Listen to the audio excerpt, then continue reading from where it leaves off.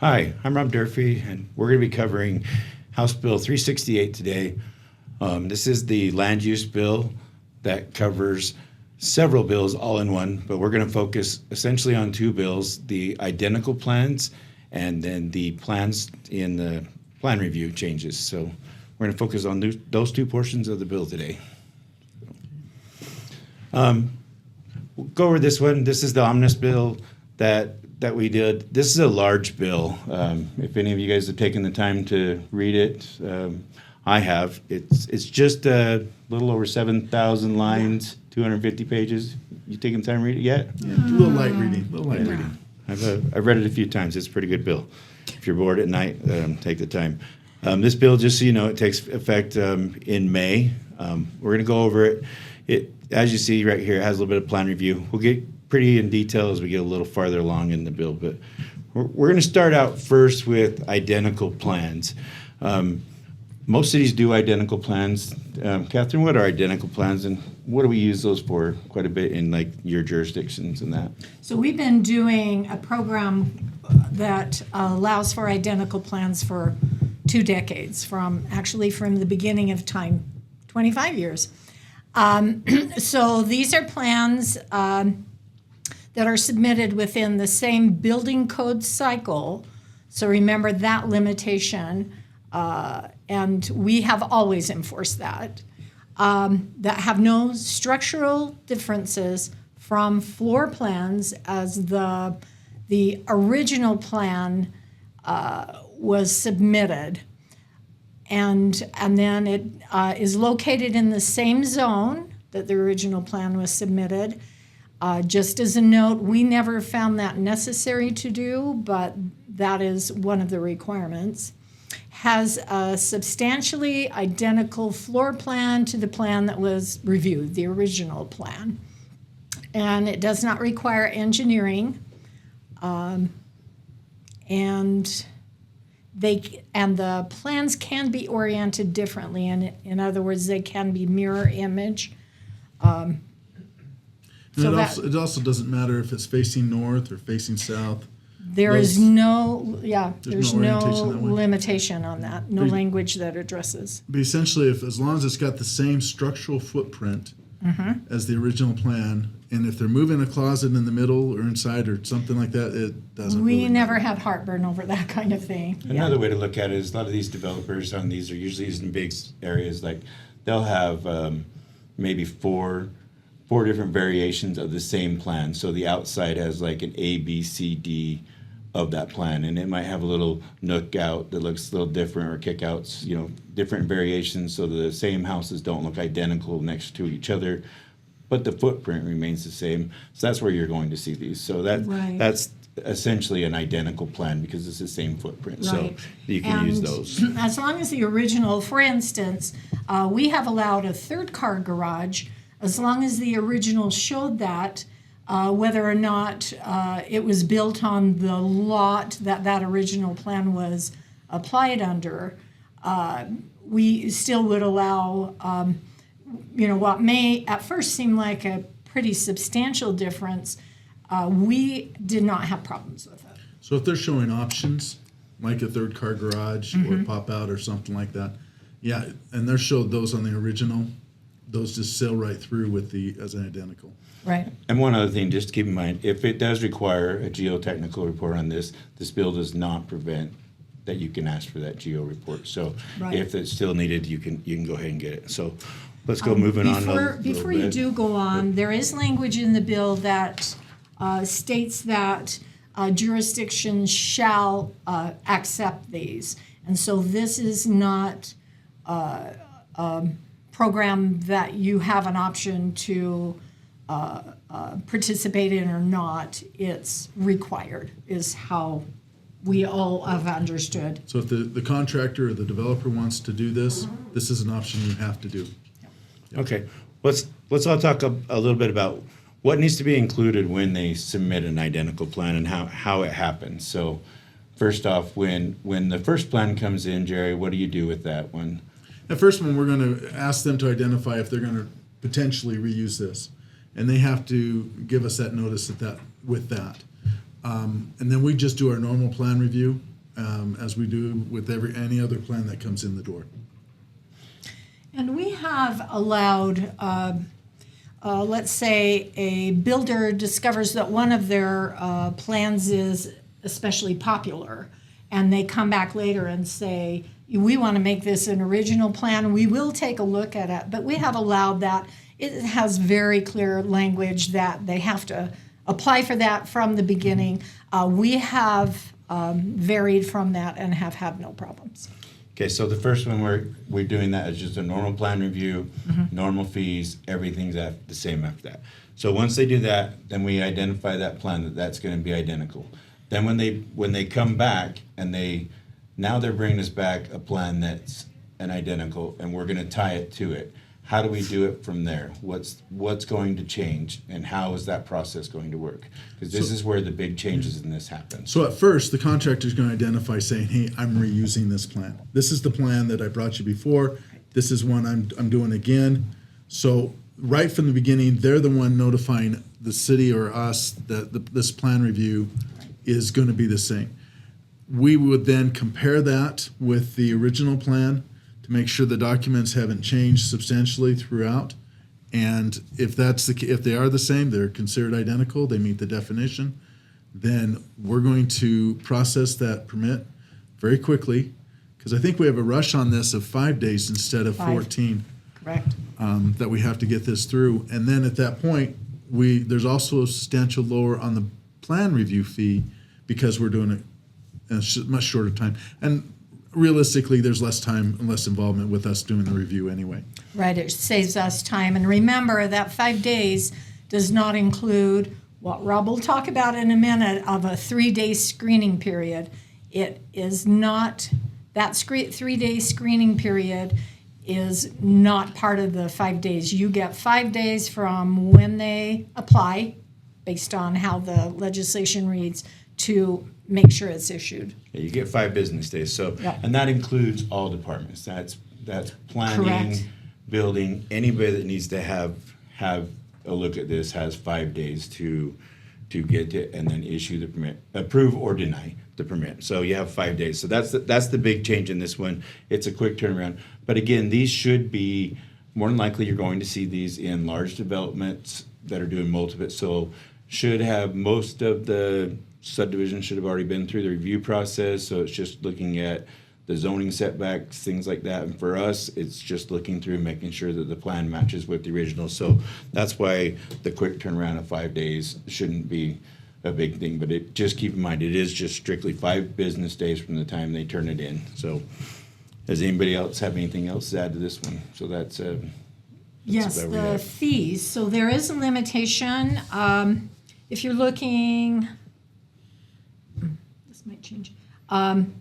With a regular plan and with the original plan in this program, that you can charge either, charge the lesser of the actual cost of performing the work or 65% maximum. But for identical plans, the lesser of either the actual cost of performing the review or 30% of the fee. So be aware that maximum percent, and it is based on the building permit fee. Okay. Any other board questions on this one? I think we've covered this one pretty well. So, okay. And now we're going to move on to probably the one that's the much bigger of the two bills. So this one is when we're moving on to this is the plan review bill, and we have a wrong number up on this one. This slide's wrong. Yeah, we'll fix it. Okay, so this is the plan review bill. This is the big one. And what are we looking for during the screening period on this one? So this is the big bill when we come up. So we look at the changes, and it's what's currently out there. It would be 10-6-160 of this year. It changes to 10-9-542. And so it's going to lay out what's considered a complete plan review. So we're going to go through how this changes and what it does throughout the bill. This is a big change of how the new plan review works out going forward. So we'll work through this bill. There's a lot of changes in it. So you guys ready to get going on this one? Let's go. This one's gonna have a lot in it. Kick into high gear. Here we go. We'll get moving through this one. Okay. So the first thing this does, this is one of the big changes, is in this bill in years past, it takes out planning review. So we still have plan review in the bill, but planning review. So the planning review needs to be done prior to you accepting a set of plans. So this is where everything needs to be recorded, stuff like that. So this is taken out, put it into its own bill separate. So this needs to be done ahead of time. So I just wanted to bring this piece to everybody's attention. It's been taken out. This is a big change. And you're saying that's outside the screening period of evaluating a complete submittal? Yep, this has been removed from the bill. So this will be prior to them even submitting for plans. This stuff should be done. It's not part of HB368. So that's been taken out. Okay, let's get a little bit into what is considered a complete application. These are what is, if you read in the bill and it says what is complete application, and this is what is. Jerry, what is this bill that we have pulled up right here, the subsection 12? What is this talking about? A lot of this is your submittal. So this is your documents for site plan that shows the various components, setbacks, where's the location of the building, other elements that might be on the property, such as retaining walls, driveways, other references there within there. A lot of this, though, isn't this the same, pretty much the same as what we've had before? Not a lot of change here, but more awareness that this is still required before we can have a full submittal. Yeah, you're correct. This section right here, this is mostly, this one that's on the screen right now is mostly the planning and buyer, and there's very little change on this from what was in the current 10.6.160. So this one, Catherine, if you want to cover this one, this is the building portion of it. And again, there's not much changes on this one except for one. And do you want to cover that one? Sure. Just that one? Well, you can cover them all, but there's one major change for us on this one. Okay. So elevations and floor plans. Am I covering the right place? Yeah, so the major change on this one, I'll help you. The major change on this one is G. And this one is that SWIP, yes, the SWIP change. So SWIP has been removed from plan review. So we don't no longer need to collect a SWIP as part of a plan review. Either SWIP or NOI number, nothing at all. Correct. What you have to have is on your plan review, it has to be noted that before land disturbance occurs, that they'll have a SWIP in progress, or a SWIP in place. So that's a big change, but we can make that note on a plan, or the contractor can make that note on a plan. You don't need to reject the plan because that note's not on there. We can make that note. But the contractor cannot proceed until a SWIP's in process. Is in place. With land disturbance. Yeah, they can't disturb the land. So that's really the major change. That's the only change from what we've done in the years past to this. So we can still issue the permit. We just, the burden is now onto the contractor to make sure that the SWIP is in place before he actually starts construction on it. Yep, before land disturbance occurs. And the reason for that is, part of it is if they're going through the state, the process is just so much longer to get done. And that way we're not holding up, waiting on the state and the timelines there. So this just takes us out of that loop. Okay. This is the big part of the bill where most of the changes happen. So this is the part where everything changes, and you'll see it kind of looks different on that screen. Catherine, what's the major change right here from where we were leading into this year? Here's a hint. It's the big yellow arrow. Yes. The up to 3-day screening period, and I emphasize up to, because if you only need a half a day, please only take a half a day. But that is allowed, and that's outside what we're familiar with. the 14-day plan review. So what exactly is a screening period? So a screening period would be the applications received and who is received by whatever method, email, through a portal, however it's received or handed in with paper at a counter. And so the person assigned to verify that they have all of the documents that are part of limited to the list has been in the legislation for a long time.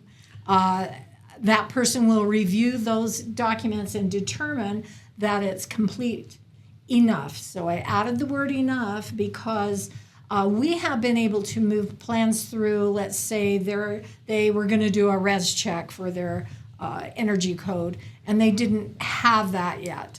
Or really, really minor things that could be deferred until the permit is actually issued. So we have a little flexibility. How I would look at it is what that 3-day screening period would be is this subsection 12. So these lists right here on the subsection 12 is when it comes in, the planning, fire, everybody has up to 3 days just to verify that the sections here and here are all in here, and if not, that we notify the contractor of what they're missing. And Rob, in conjunction with that, though, this is not a review. Is not a So, review. if, say, for instance, structural engineering calculations are submitted, we're not going through verifying that we have every single page of those calculations. That's being done in the plan review. What we're doing here is, do you have the structural calculations document? Yes, I have it. Okay, we check off the box. If that document's missing, then obviously, no, we still need that before we can start the review process. Yep, this is just a quick review to get us to the point where we can do it. And the reason that this is changing from years past is to hopefully help get us better plans in and make the plan review process faster. It's not to get extra days, it's just if we can get a cleaner set of plans in faster, get a process that's done quick, the plan review will go faster. So if it's not a complete submittal, there is a requirement to notify the applicant that it's not complete. Yes. So within that 3 days, the notification has to be done to the applicant. Yep. Rob, do you have some examples of how this is to be done? Yeah, we do. We're going to go through it. Okay. So here's what happens, and this is the perfect plan review. Okay. So the first option comes in, we get a great plan review, everything's there. So the screening comes in on the first, second, or third day, we go through it, everything's there. We notify the applicant that the plan review is complete, and we just move it into the plan review, and you have 14 days of plan review. Now, one thing to keep in mind is you must notify the applicant before the third day at 5 p.m. That is a must. It has to happen. If you don't notify that applicant before the third day, then you might as well have not done your 3-day review, because at that point we take it out. So this one here, everything's complete. You move through. That's why it has the easy button. We just move through right into the review, and I have the easy because this is the perfect plan. Now we all have these builders out there, but not everyone's as easy as this. So this is the builder's prepared, we're prepared, and it just flows right through the system. Just flows no through, problems. and we all have that builder out there, and this is what we wish they all were, but they're not. So we'll move to this one, option 2. I think this one here, and we'll talk a little more about this. This will be the one that I think is probably used the most.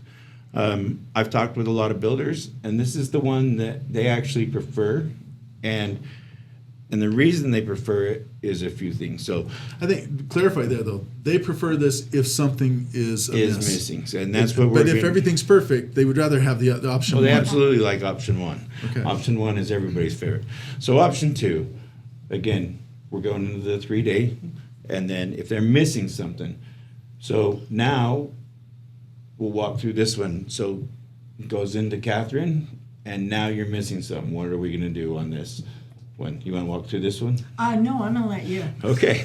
So this one, we get an application in, first 3 days, we're missing some items, but it's not items that are so bad that we can't start the plan review. Maybe we're missing the manual J&D, we're missing some items that won't prevent us from doing the plan review, but they're items that we're going to need. So we're going to notify the applicant of exactly what they're missing before the third day at 5 p.m. We're going to send them an email. You want to have it some sort of communication with them that you can track. And we'll get to why you have to track later, because it could be really bad on your part if you don't track it. So we're going to notify them of why they're missing it, and you're going to just use from the reference list in those subsection 12 that you're missing this item or this item. And then we're going to let them know that we are going to put the plan review into action. And then we're going to let them know that before the end of day 9, they have to have the following information to us. So what this one does is it says you have day 1 through 9 of the plan review to get me this information. If you don't give me this information, I'm going to pause your plan 1 day for every day you don't have it there, up to 5 days. Now, the contractor, why would they like this process, just out of curiosity? Because they find out what they're missing. And they know that the process is still complete, going forward, and they're not being held up other than what they're doing. If it's now something's wrong and the process isn't able to move forward, they know the burden's back onto them. Yep, they like it because the onus is on them. The city's doing their part, and if they can't get that from whoever they need to get that information, their engineer, their architect, their whoever they need to get that information from, it's on them, and they understand that. So you could pause that for whatever day. So if they get you the information on day 10, you would actually have 15 days to complete that plan review, because when you get it, you get an additional 5 days, up to additional 5 days to complete the plan review. Hopefully, if they're getting you something small, whatever they're getting you, it doesn't take you 5 days, but you get an additional 5. If it takes them 20 days to get you that, you still have 5 days to do that plan review from when they get it, because the permit has been paused. This option is, again, an option they like because it's on them to get it, and they understand it would be on them. So there's no reason that they could be upset with the city, because it's them that has the pause. Okay, so this is probably the option that I see cities using the most when we can, if it's items that we can. We have to. Do you guys see any other issues with this one? No? Okay, great. Okay, now we're moving to option 3. Say Groundhog Day a little bit, because it's kind of the same thing, but a little different process. So this one, we're going to go to the screening period again. We all kind of know. The difference is where the pause sits on this one. And why would we pause it before instead of at the end? In this case, you've got something that's critical to the process that we can't proceed with the review until we have it. For instance, say structural calculations are missing. Right. We can't proceed with the review in that circumstance, so we're going to pause it until we get that document so we can go forward. Yeah, we had a situation where they didn't have a footings page on their plan, and so we couldn't begin a review. So you're exactly right. So what this one would be is the same thing. We'd notify them by the third day with an email before 5 p.m. And I'm going to say that every time, because that is very important. If you don't do that by the third day at 5 p.m., you could cause yourself some issues. So this one, you would give them the list. Now, this one could turn into option 2 once you come out of option 3, depending on what they need to get you. But let's say we're just going option 3, they get you the structural calculations or whatever. So when they get it back to you out of there, it immediately goes, it doesn't go back to a screening review. As soon as you receive it, it's immediately into plan review. So when you receive it, you've received your structurals, that's day 1 of plan review. You're into the following business day is the start of plan review. So if you receive it on Thursday, Friday is the start of the plan review on that. So your 14-day start. Now, if the reason I say it could possibly go back to 2 is, let's say they got you the structurals, but they're still missing the manual J&D or something like that, you could move it back into 2 and say, hey, you still got to get me this information before the plan review's over. So And I like that you're emphasizing in writing. A lot of our plan checkers will just call the applicant, say, I'm missing this and this. This will motivate them to, great to have a phone call. Love that one-on-one interaction, but consider following that up with an email so that there is written documentation. Yeah, and the way that these bills are written out this year, you really have to have documentation of everything, because it really changes a lot without the documentation. So this one, again, just the pauses at the front versus the pause at the back. Does anybody have any questions on how this one works? This one's kind of the same, but a little bit different. Okay. Now let's get into option 4. This one we've all had, right? Who wants to take this one? Anybody want to have a stab at this one? I'm going to let Jerry have a stab. Jerry, do it. So this is one where you get an application and maybe you only have one document out of a myriad of the list that we need. We're going to return it, reject it, and then notify the applicant of this problem. We're then going to, when we receive the complete list, we're then going to have another triage or screening period, thank you, where we will review that, and hopefully we'll do it in a shorter time than the 3 days that were allotted. And then as soon as that screening process is done, then we begin our review. And we can do that over and over until they bring you back the set of plans. This happens occasionally. We've all had those really bad sets, and you just can't accept them until you get the stuff. This is the only time that you get a chance to do multiple screening periods. And again, Rob, we're talking about a screening period, not a plan review. Not a plan review. We're talking about the screening period. So we're just looking for the proper documents that apply for the project, that we have those, and then we'll verify in the plan review process the completeness of those and whether or not they are have any corrections needed on those. Yeah, this is the only time that you get that multiple. And then once you finally get it, you get the chance to move it into option 2, 3, whichever one you need to move it to. Option 1 if it's good. So just kind of keep in mind, all these have the option to move to a different option, whatever works. Because the idea is to work with the people, even if you're missing a document. If we don't need to always just say no. If you can start the process and you can get something later along the line, always. That's why option 2 is always I think going to be the most popular option, is because if you got the stuff, you can work the review out. Use option 2 if it's something that you can start the work and they can get you that information. That way when they get it to you, it's hopefully a quick review through. So, okay. This one here. This is, don't be this guy. This is the one that if you work for Rob City, you don't want to be Rob City guy, because you might not work for Rob City much longer. So, let's start through this one and let's work through it. So this one, we had our 3 days of screening period, and I'm working for Rob City, and we had our 3 days of screening period run through and we did nothing. What happens after that? Our 3 days of screening period ran through, we didn't notify the applicant, and now we're on day 4. What happens? Goes right into the 14-day. Okay. Should be. That's what according to the plan, this would be right into our plan. So now we have an accepted plan, right? So yeah, even if it's not complete, if you don't take those 3 days for the screening period, you lost your chance, and it's considered a complete application and moves to the 14-day. Yep, and you better have a good plans examiner that can work quick to get with that applicant and make sure. What you do get out of this is you do get 17 days. Because you got that extra 3 days, but you should be prepared to issue that permit at the end of that 14-day plan review, because you've used your 3 days and your 14 days, and you should be prepared to issue that permit because you did it. One thing is you didn't do that.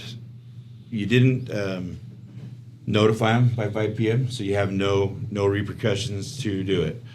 The big one is, if you don't have it done, and it says if a municipality is prohibited from enforcing a requirement to have a plan review. The municipality shall return the applicant the plan review fee. What are we saying here? So if I go through, say I use my maximum time on the review, or maximum time on the submittal, maximum time on the review, and I still don't do a plan review on it and I'm not completed, then I don't get to charge them a plan review fee. Are you still going to do the review? You can, but to this point, it's kind of mute, because you might be doing the plan review in the field because the contractor's going to be asking for the permit at that point. You're absolutely correct. So if you work at Rob City, how many times is Rob City going to be okay if you don't collect any fees for plan review? Might forgive you once, but twice. That's what I'm thinking. So this is a big one. This is the first time I've ever seen that the contractor has been able to come back and collect their fees or not have to pay that fee. Now, let me be clear. They'll still have to pay the permit fee.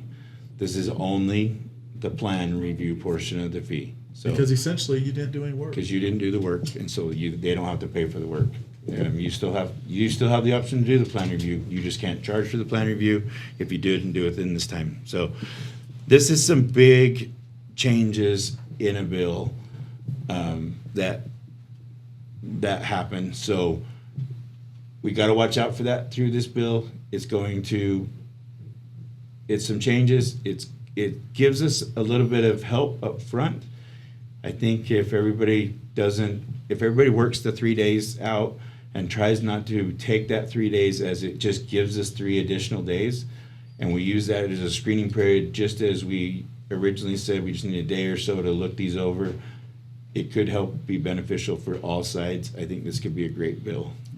With all the bills that we have been covering through this process, this one bill here probably has the most impact or affects us the most, especially with with this plan review process and everything that's going on. And again, it takes effect in May 7th. Yeah, it's coming quick. Right. And honestly, I don't, as I talk to many other jurisdictions, I hear most are absolutely able to stay within, have been able to stay within 14 days. So I believe that very few people will have to make changes, but there are not only some jurisdictions that might need to adjust how they're managing plan review time, but also on that plan that is, bad, making sure you follow with, everything that's spelled out in the jurisdiction, timing-wise and written documentation-wise. Before we go on, I think some of you will notice that there's a 14-day plan review that's currently in the legislation, and then there's a 21-day plan review for such as apartments, for IBC buildings. That's still there, still allowed on, that limitation of IBC buildings, but it does not have this timing. But my assumption is that there's the expectation that the limitation on timing would be still expected by the applicant. The only difference would be instead of 1 to 14 days, issue it on the 15th day, you have 1 to 21 days for, again, just that limited number of buildings. I think that in line with that, though, probably good practice. It might not be in the law or to be there, but to have those plan reviews done within that time frame that's allotted is definitely good practice. Right. And I think I treat it exactly the same as this. I would absolutely. treat it no different. And honestly, make sure you're complying that way. If not, I'm sure we'll see language that will be added to the 21-day type of review. Well, Rob, thank you very much for sharing this and explaining this more for us. Thanks, everybody. Have a great day.